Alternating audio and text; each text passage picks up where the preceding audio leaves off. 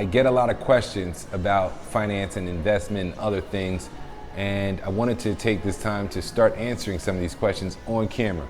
The question I got today is, what's the difference between an account number and a routing number?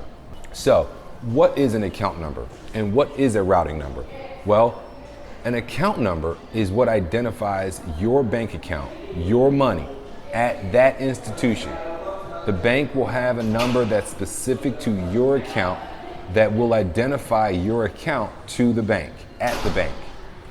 The routing number is different than the account number.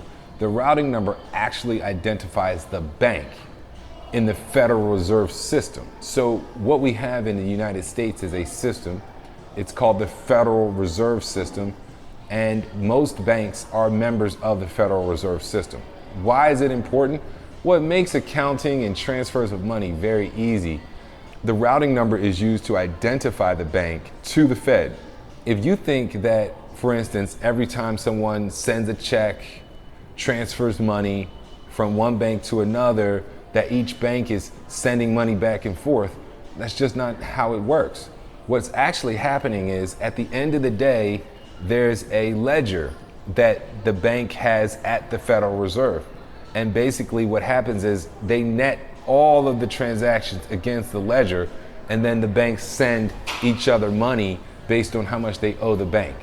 So if you take $500 from Wells Fargo but pay $1,000 to PNC, well then PNC would only need to then go and give $500 to Wells Fargo.